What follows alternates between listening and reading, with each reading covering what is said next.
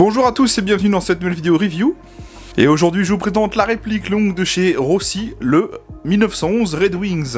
Eh bien ça faisait un petit moment que j'avais envie de le tester, ce 1911 Red Wings, parce que je vous avais déjà présenté deux répliques de la marque Rossi, à savoir la Neptune Marsoc et la Neptune SAS, qui sont des AEG type M4. Là je vais vous présenter aujourd'hui le seul et unique modèle de GBB qu'il dispose à l'heure actuelle, le Red Wings. Donc c'est une réplique déclinée en trois versions, à savoir grise, noire et dorée. On va voir ça juste après. Pour la boîte on a quelque chose de plutôt sympa, je trouve, une belle illustration sur cette boîte, avec des étiquettes sur le côté pour nous présenter le modèle qu'on a, à savoir le modèle gris aujourd'hui. Donc voilà pour la boîte, c'est assez sympa. Voyons voir à l'intérieur. Un petit manuel Red Wings de chez Rossi, on va voir ça après. Un plan éclaté de la réplique.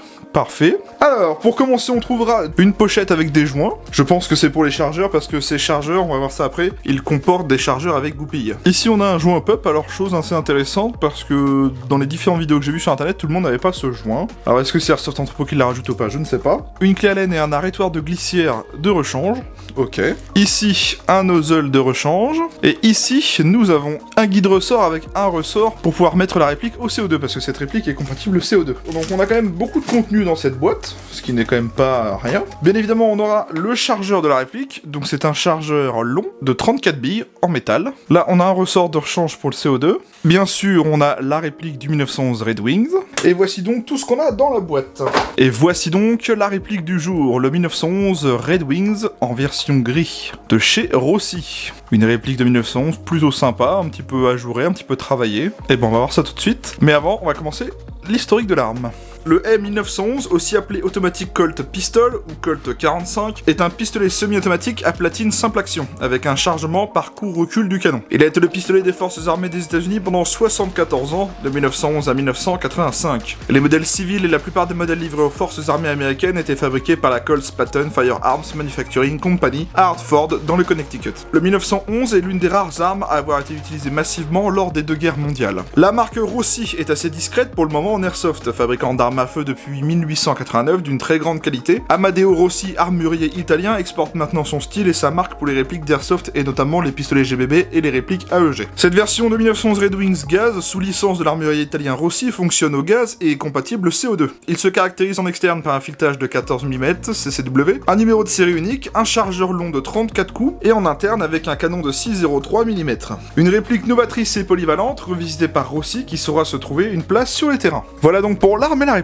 Comment est-ce qu'elle fonctionne? Eh bien écoutez, c'est un GBB. Ce sont des répliques qui fonctionnent au gaz. Je m'explique. On va insérer le gaz dans les chargeurs par cette petite valve juste ici. On y met des billes du gaz. On arme la réplique et on tire. Et donc, comme c'est un GBB, c'est-à-dire que la culasse est mobile, comme ceci, on n'aura pas à réarmer le tir manuellement à chaque tir. Ça va se faire comme sur un vrai pistolet semi-automatique. Ça se désigne donc sous le nom GBB pour Gas Blowback. Tapez donc Airsoft GBB et vous trouverez plein de modèles sur Google. Voyons voir un petit peu le manuel. Alors, le manuel Rossi, il est comme ceci, donc il est en forme de 2 pages, donc c'est plutôt bien illustré, mais il n'y a pas grand chose, ça va vous apprendre les bases, à savoir l'insertion du gaz dans le chargeur, le garnissage en billes, l'insertion dans la réplique, l'armement de la réplique, la sécurité, etc. Enfin voilà, comment apprendre à se servir de la réplique quand on connaît pas du tout. Il n'y a pas grand chose, mais ça suffit largement quand on connaît pas trop. Et bien sûr, dans la boîte, je vous l'ai montré tout à l'heure, on a le plan éclaté de la réplique, si jamais vous avez une pièce de perdue ou de cassée, au moins vous arriverez à retrouver avec l'explication. Voyons voir les marquages de cette réplique. Alors chose un petit peu étonnante, j'ai regardé la vidéo de notre ami Ding Chavez. Sa vidéo date d'il y a 3 ans maintenant, lorsque lui avait la réplique dans les mains. Chose bizarre, il n'avait pas les marquages sur sa réplique. À croire que Rossi a décidé de mettre des marquages sur sa réplique, donc moi j'ai bien la nouvelle version. Comme vous le voyez, on a sur la glissière un marquage OP Red Wings. En fait c'est simple, Rossi appelle leurs différentes gammes de répliques avec des noms d'opérations militaires. Donc à savoir que ce 1911 Red Wings, c'est l'opération Red Wings qui a eu lieu en Afghanistan, d'un des survivants de cette opération militaire, et qui a ensuite donné lieu à un film qui s'appelle Du sang et des larmes, ou en anglais Lone Survivor. Avec Mark Wahlberg, je vous en ai déjà parlé plusieurs fois, vraiment, si vous ne l'avez pas vu ce film, regardez-le, c'est un très bon film. Donc le marquage Red Wings sur la glissière, sur la poignée, on a un marquage du logo Rossi incrusté. À l'arrière, ici sur la glissière, on a le logo du fabricant qui a designé la réplique, donc J Combatech. Typiquement rien en dessous. Du côté droit, on a le marquage Rossi gravé, ainsi qu'un numéro de série unique, juste ici, voilà. Encore le logo Rossi juste ici, et sur le dessus, sur la chambre, on a le 45 ACP, donc qui correspond au calibre réel de l'arme, voilà. Sur le chargeur, on a typiquement rien du tout. Donc voilà, en gros, la plupart des marquages seront sur la réplique, on n'a rien sur le chargeur. Mais comme vous le voyez, si vous avez été voir la vidéo de Ding, vous verrez que sur sa version à lui, il n'avait aucun marquage. Il faut croire que Rossi s'est décidé à faire des marquages qui rend la réplique beaucoup plus sympa, je trouve. Donc voilà pour ces fameux marquages. Comment est-ce qu'elle fonctionne? Eh bien écoutez, écoutez, c'est un 1911, hein, c'est comme plein de 1911 que je vous ai présenté sur cette chaîne. On a pour commencer la sécurité ici, avec ce levier, qui est ambidex, on le retrouve à droite et à gauche. Sécurité qui ne peut être utilisée que lorsque le marteau est armé. On pousse le levier vers le haut, voilà, pour bloquer la queue de détente. La deuxième sécurité des 1911, c'est cette fameuse pédale, ou queue de castor, comme vous voulez. En fait, cette pédale, si elle n'est pas actionnée quand on appuie dessus, la queue détente ne pourra pas actionner le tir. Par contre, si j'actionne bien cette pédale, on a le tir. Vous inquiétez pas, le chargeur était vide. Instinctivement, quand on prend la réplique dans la main, on appuie sur cette sécurité, hein, donc ça désactive cette sécurité. Pour éjecter le chargeur, nous avons le Mag Catch juste ici, du côté gauche uniquement. Donc le chargeur, bah il tombe pas tout seul, bah faut tirer dessus. Donc voilà, sur le modèle en tout cas, il ne tombe pas tout seul, donc faudra l'aider. Hein. Sinon, aucun problème pour l'insérer ni pour l'extraire. Hein.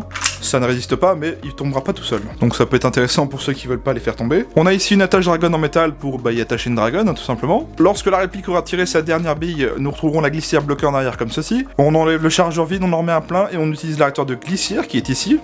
Donc voilà, ça ramène la glissière en avant. Ou bien sûr, vous pouvez power stroker la réplique. Voilà, c'est tout à fait faisable. Donc l'arrêteur de glissière, il est comme sur un peu tous les 1911, hein, c'est-à-dire que si vous avez des petites mains, c'est un peu galère d'aller le chercher.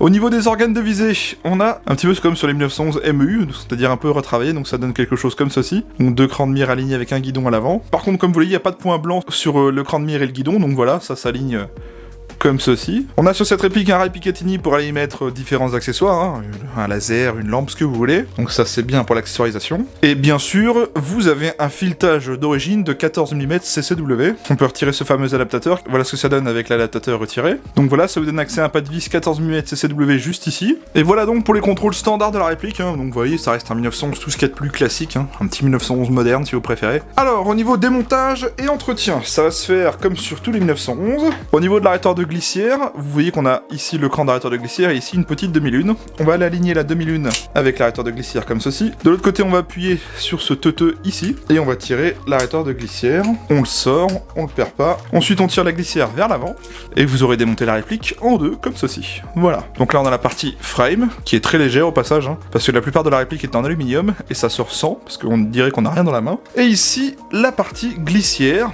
Donc pour le démonter entièrement, on va retirer le ressort récupérateur, voilà, le guide. Il faudra retirer l'adaptateur de silencieux pour pouvoir aller démonter toute la partie. On pourra donc retirer cette pièce. Et ensuite, on pourra sortir tout le bloc canon par l'avant, comme ceci. Et donc là, on se retrouve avec le canon externe et le bloc up. Voilà, donc on va voir ça comme ceci, voilà. Et donc là, on aura le nozzle à bien lubrifier. Donc voilà, n'oubliez pas de le faire de temps en temps, surtout quand vous recevez la réplique la première fois. Bon, et bien c'est aussi comme ça qu'on procédera pour éventuellement mettre le guide ressort et le ressort pour la compatibilité CO2. Malheureusement, pour cette vidéo, je ne vais pas pouvoir vous faire le test en CO2 parce que je n'ai aucun chargeur de 1911 CO2, malheureusement. Donc sinon, voilà pour le démontage. Et pour tout remonter, on fait tout dans le sens inverse, hein. C'est pas bien compliqué.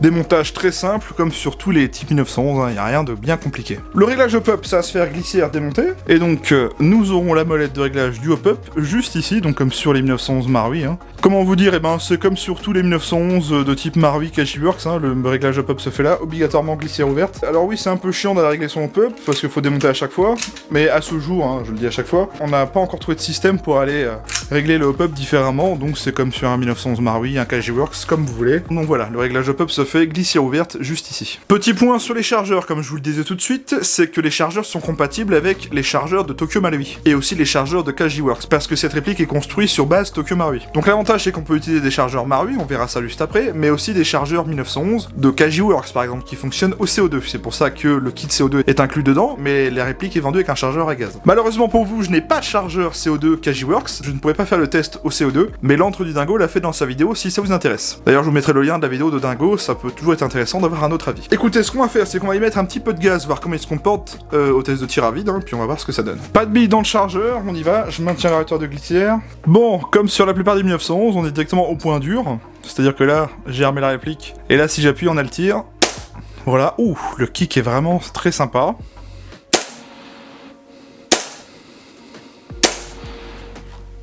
Le trigger reset, il est là. Ah, on ne l'entend pas. Le trigger reset, il est vraiment au même niveau que le point dur, hein. Eh, franchement, l'arrêteur de glissière fonctionne. Et bah dis donc, c'est même au gaz, hein, je trouve que c'est quand même pas vilain du tout. On va essayer avec le chargeur Marui, chargeur M45 Tokyo Marui. Donc j'ai mis du gaz moins puissant, on va voir ce que ça vaut au niveau du kick. Ah oui, c'est moins puissant quand même. Mais vous voyez que ça marche vraiment bien, hein, même avec les chargeurs Marui. Dans ce chargeur là, je suis au 115 PSI, et dans l'autre j'étais au 145. Moi je trouve que ça fonctionne bien quand même. Donc pour le coup, en termes de sensation, je trouve que au 145 on a déjà un bon kick. Alors j'imagine qu'avec du gaz un peu plus péchu ça doit être encore mieux. Bon, à voir si ça tient dans la durée. Surtout n'allez pas mettre non plus du gaz trop puissant l'été, parce que elle est quand même en aluminium cette réplique, donc je sais pas ce qu'elle vaut dans la longue durée. Donc faites attention à cela quand même. Très bon point, c'est qu'on peut utiliser des chargeurs d'autres marques, à savoir le Marui et Kajiworks. Alors ça c'est vraiment un bon point si vous avez déjà plein de chargeurs de 1911. Ça évite d'en racheter plein. Puis je trouve que la glissière est vraiment très fluide. Ça me rappelle un petit peu les répliques de chez Vorsk. Vous voyez, c'est très léger. C'est très fluide, hein, ça n'accroche pas trop. On a un ressort qui est vraiment très souple, moi je trouve en tout cas. Agréablement surpris en tout cas pour la sensation de tir. Je dis pas que c'est le plus gros kick que j'ai vu sur un 1911, mais franchement c'est pas dégueu du tout. C'est quand même dommage que je puisse pas tester au CO2 et que j'ai pas de chargeur CO2 parce que j'aurais bien voulu tester. Bien, on va voir un petit peu les finitions et matériaux de la réplique. Cette réplique, comme je vous le disais, elle est assez légère, donc on a quand même une réplique full métal, mais construite principalement en aluminium. Pour vraiment détailler la réplique, pour la réplique on a vraiment du métal de partout, à savoir la glissière, la frame, le chargeur, la queue détente, le pontet, le marteau, la pédale de sécurité, les organes à visée, le filetage aussi est en métal. Les seules parties plastiques qu'on aura sur la réplique, c'est en fait les plaquettes de poignée qui sont en polymère, d'ailleurs qui sont assez sympathiques au niveau, je trouve que c'est quand même bien travaillé, même en design de la réplique en général, hein, c'est quand même plutôt sympa. En termes d'assemblage, franchement je trouve que c'est pas vilain, on n'a pas de jeu dans le chargeur, un tout petit peu de jeu au niveau de la glissière ici, vous voyez, on n'a pas de bavure, il n'y a pas de traces de moulage, c'est quand même relativement bien construit je trouve, avec les marquages ça les rend bien. D'ailleurs pour les marquages je les trouve quand même relativement propres, vraiment sympa en termes de finition et matériaux. Et ce qui est quand même assez intéressant avec cette réplique, c'est son prix, on va voir ça à la fin, vous allez être assez étonné du prix. Bien, on va parler un petit peu des caractéristiques techniques d'origine. Alors c'est une réplique de calibre 6 mm à fonctionnement gaz, disposant des modes de tir sécurité et semi-automatique, annoncée par le fabricant à la 0-20 à 330 fps, on verra ça au chrony pour le coup. Elle fait une longueur de 238 mm de long pour un poids de 700 grammes avec le chargeur. La longueur de son canon interne est de 112 mm et c'est un 6.03 d'origine. Elle dispose bien du hop-up réglable, elle dispose bien du blowback, elle dispose d'un rail tactique Picatinny d'origine, elle est fabriquée en aluminium et polymère, elle est de couleur grise et c'est fabriqué par Rossi. Bien, et bah écoutez, on a fait le tour de la réplique, on va aller au test chronie et au test de tir et je vous retrouve juste après. A tout de suite.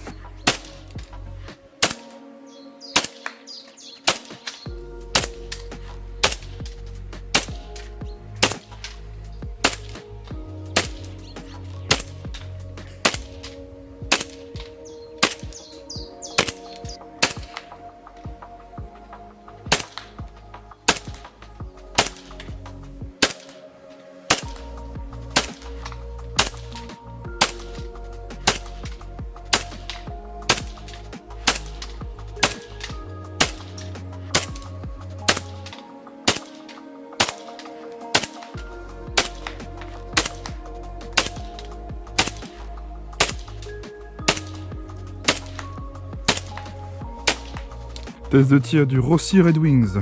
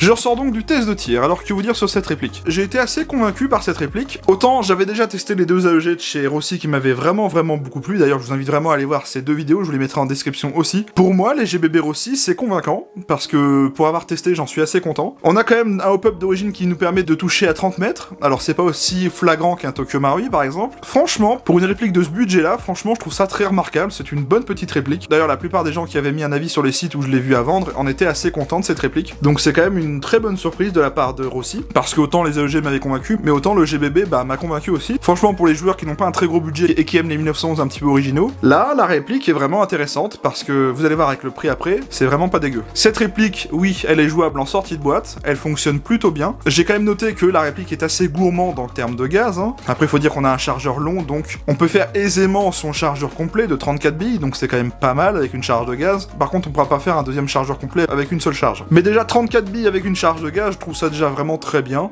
donc c'est quand même assez remarquable. Non, sinon, pour conclure, hein, j'ai vraiment aimé cette réplique. Elle est très fonctionnelle en sortie de boîte, et vous pourrez jouer avec sans problème. Donc voilà mon avis sur cette réplique du Red Wings. Parlons maintenant du prix. Cette réplique, elle est à vendre chez Airsoft Entrepôt à 109,90 €. Que ce soit pour la version grise et dorée. Je vous mettrai les deux liens en description de cette vidéo, bien sûr. Voilà, donc 109,90 € pour une réplique de points de cette qualité, je trouve ça quand même très bien. On n'est pas dans une gamme très chère pour le coup. Si vous aimez les 1911 full metal avec de bonnes petites perfs d'origine et assez original au niveau de l'externe, la réplique aussi est peut-être faite pour vous. 109,90 € chez Airsoft Entrepôt, c'est dispo, en noir et en doré, à vous de voir. Bien sûr, ils vous vendent les chargeurs courts et longs sur le site, ils sont dispo aussi tous les deux. Les chargeurs courts sont à vendre 19,90 € et 21,90 € pour les chargeurs longs. Je tiens à rappeler que les chargeurs Kajiworks et Tokyo Marui sont compatibles avec la réplique. Donc voilà. Je remercie beaucoup Airsoft Entrepôt qui m'a prêté cette réplique pour vous en faire la vidéo. Depuis le temps que je voulais essayer ce GBB Red Wings, et bien maintenant c'est fait, j'en suis convaincu. Je vous mets le lien de leur site et de tous leurs réseaux sociaux en description. Moi je vous invite à venir vous abonner à ma chaîne YouTube, pensez bien à activer la cloche et les notifications, c'est le meilleur moyen de ne pas louper les futures vidéos qui sortent et celles qui sont déjà sorties. Ça vous envoie une notification dès qu'une nouvelle vidéo est sortie, donc vraiment faites-le, c'est gratuit en plus, donc ça coûte rien. Si vous souhaitez me suivre sur Facebook, j'y poste des photos et des annonces de temps en temps, donc c'est vraiment un contenu bonus à prendre en plus, donc à vous de voir, le lien est en description. J'ai aussi Instagram pour des stories, des photos exclusives. Prenez-le comme du contenu bonus, de toute façon je vous oblige à rien, mais c'est dans la description si ça vous intéresse. Si la vidéo vous a plu, n'hésitez pas à mettre un pouce bleu, ça me permet de voir si le contenu vous a plu ou non, si la réplique que vous ai présentée vous a plu ou pas, donc si la vidéo était assez bonne dans l'ensemble, ça me permet de me donner une petite stat entre guillemets. Si vous avez cette réplique, n'hésitez pas à me dire ce que vous en pensez dans les commentaires, si vous en êtes déçu ou content. Si vous seriez prêt à acheter cette réplique, n'hésitez pas à me dire, parlez-en avec moi, je suis là pour répondre aux questions, et puis vraiment l'espace commentaire est un lieu de débat. Bien, sur ce, merci à tous d'avoir regardé cette vidéo, bon week-end à tous, profitez bien si vous allez jouer sur le terrain, mais faites attention, et je vous retrouve la semaine prochaine pour une autre réplique. Allez, salut à tous.